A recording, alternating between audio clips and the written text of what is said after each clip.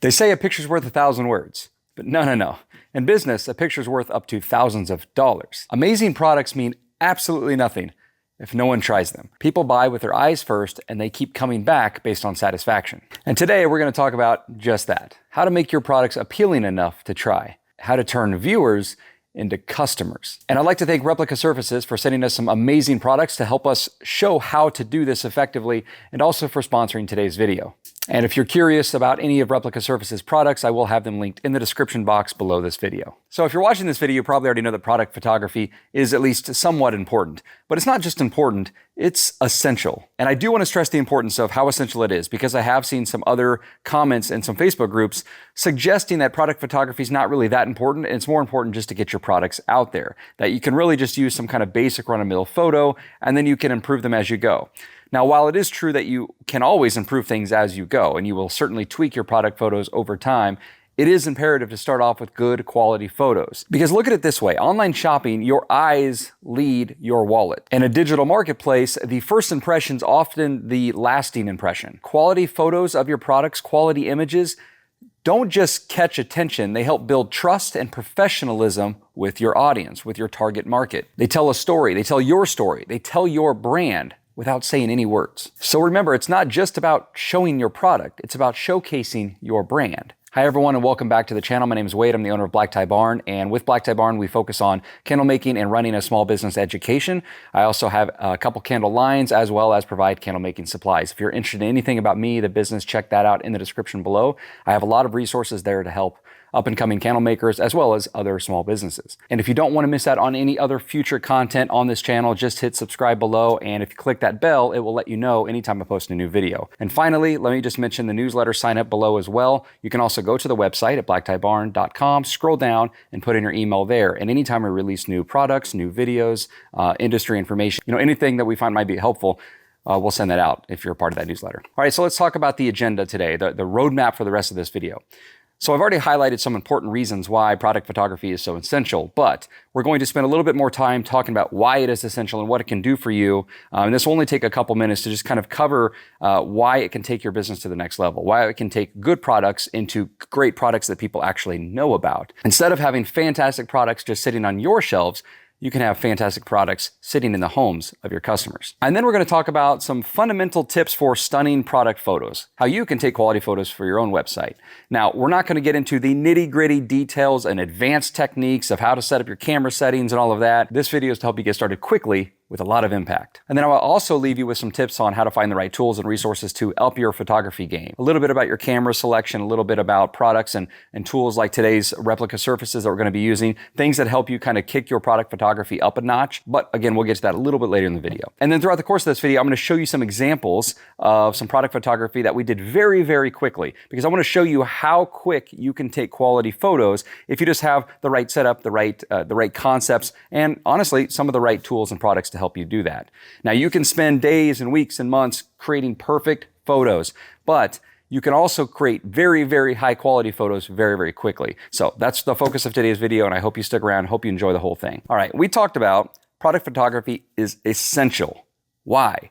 First of all is the impact on sales. First impressions online count way more than anywhere else because it's where visuals are everything.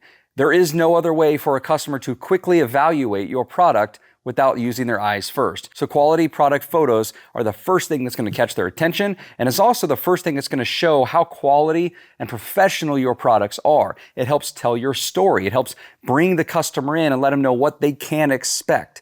It's what sells online. Now, this does not mean it's ever a substitute for quality products. You want both. The hardest thing is to get new customers.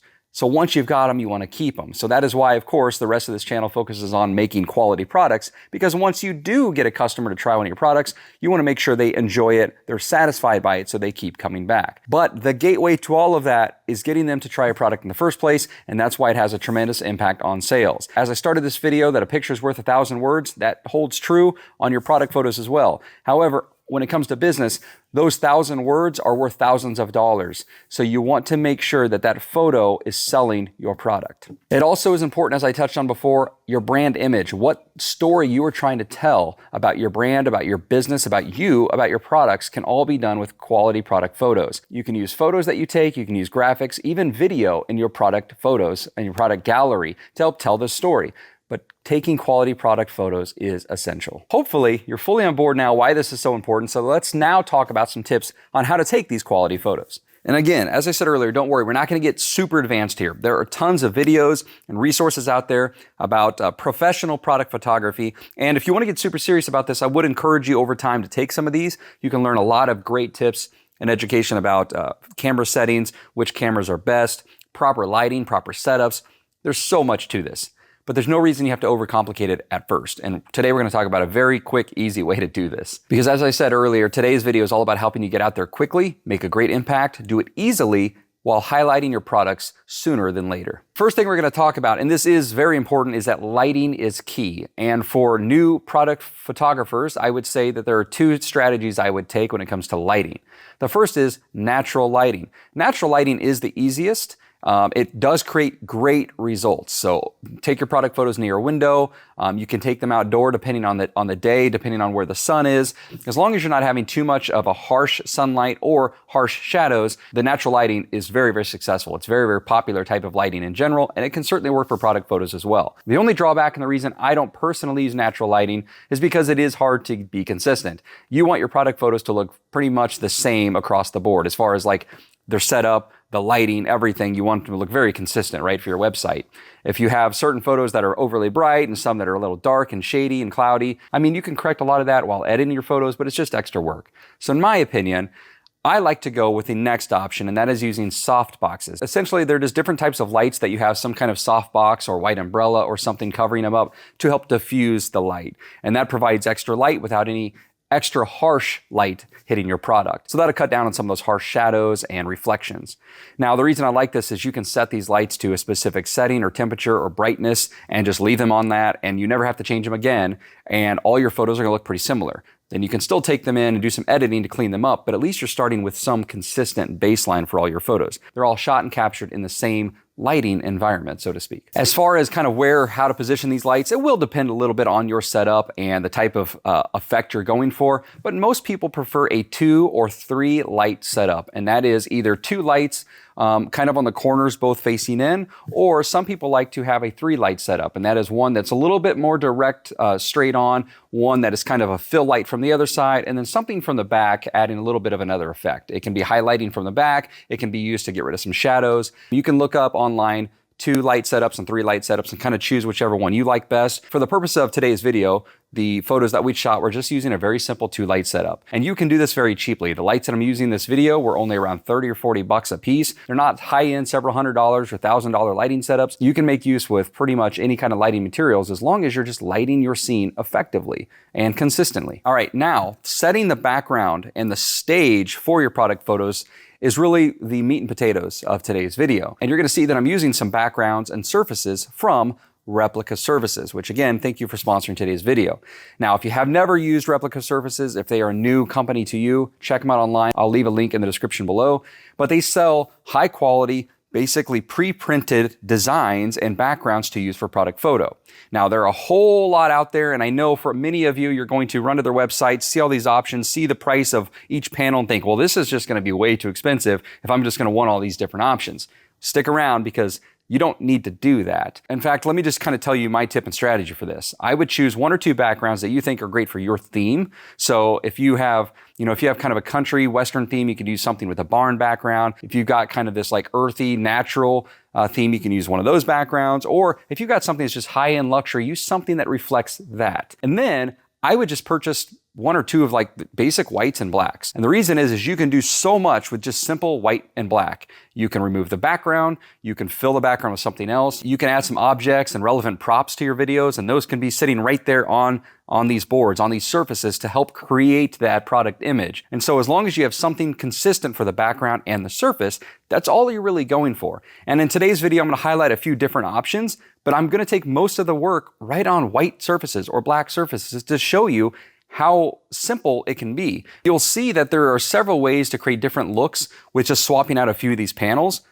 But if you're on a budget and you really just want a couple to start with, just start with a white and a black, or a couple white for the top and the background. And you can have a ton of fun and a ton of success with just using that color palette. And so how can you use that to get creative?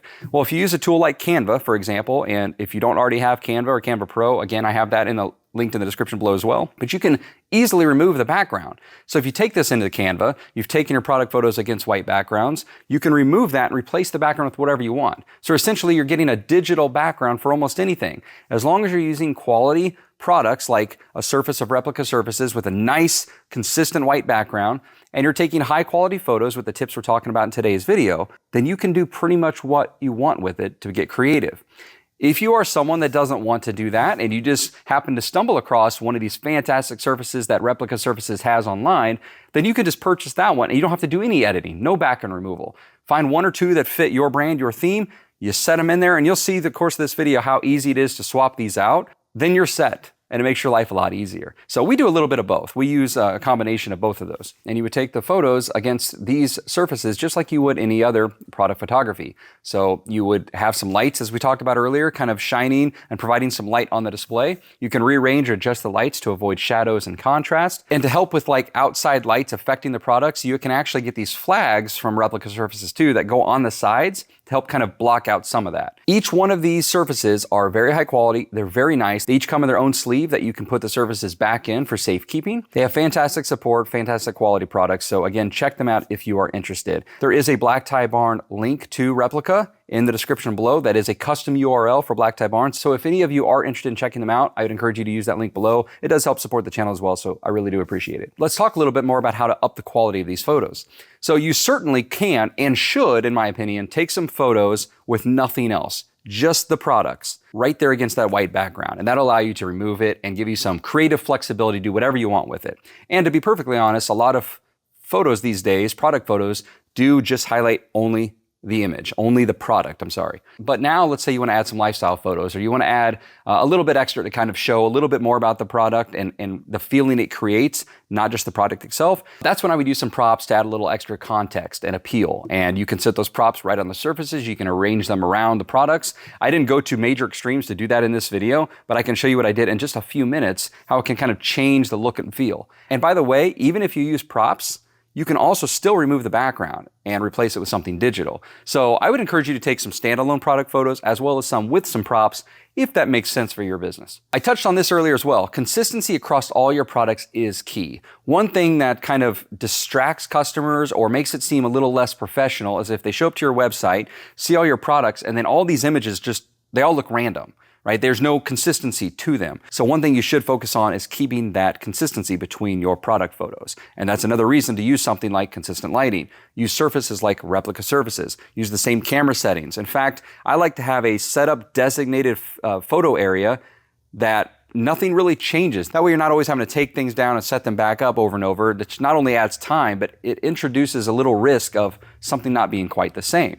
And I even use little markers on the surfaces, like a piece of masking tape or something to put on the surface so that my product goes and sits on the same spot every time. Because I want all my photos to look the same every single time for consistency. And while we're talking about that, it is a good idea to add a few extra angles for different compositions. So don't just have a straight on shot. If you're shooting candles, for example, have some where the candle is on the side, showing a little bit of the side of the jar and a little bit of the wick. Do some top-down photos if you want. Do some where you have one with the lid off and one with the lid leaning against it. There's a lot of things you can do, but all those different compositions you want to do across the board on all your products. So when someone shows up to your website, they're going to see your product page. And you want that main image to be consistent across all your products on that page. Now, obviously, they're different scents and different colors maybe, but the point is you want them to look consistent. It looks professional.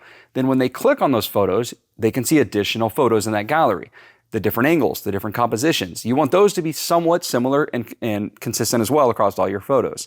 So that is what we're going for, quality and consistency. It really helps with your brand cohesiveness, and it will really help with the professionalism as well. Now, there is one other product that Replica Surfaces sell that I would highly encourage you to check out as well. It's called their Mobile Creative Studio, I believe. I will leave that linked below as well.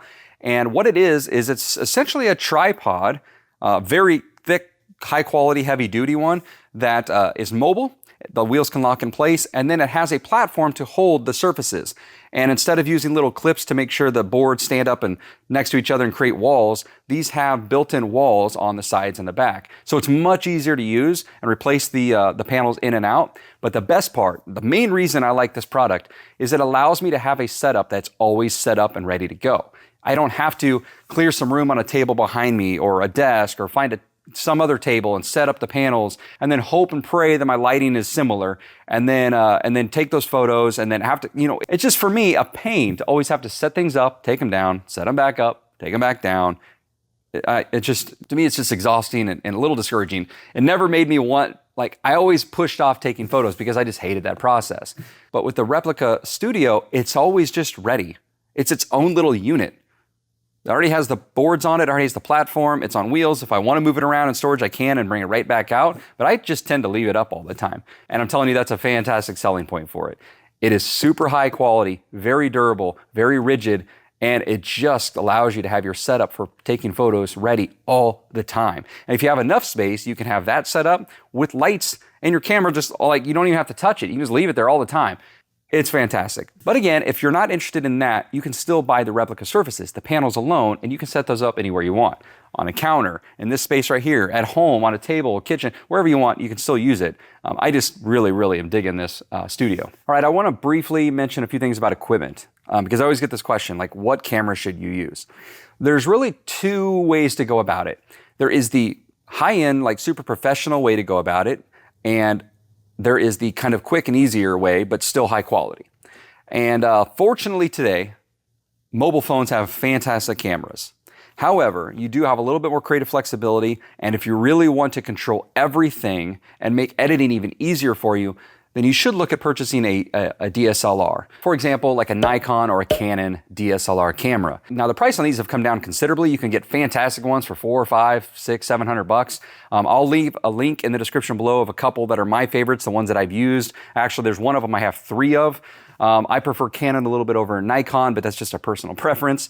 And you don't need anything crazy. You're not doing videography. You're not doing all these fancy things. You just need something that takes really, really good quality product photos and gives you some creative control over it. So if you're going the slightly more professional route, my order of preference would be a Canon or Nikon DSLR, then a Samsung smartphone, and then a iPhone. And if you want to just use something you already have, or you don't want to deal with purchasing a bigger camera and you just want to use a phone camera, then I would reverse the order a little bit. So I would have Samsung camera first, iPhone next, and then DSLR being your third choice. So it just depends on which route you want to go. Easier and convenient, slightly better.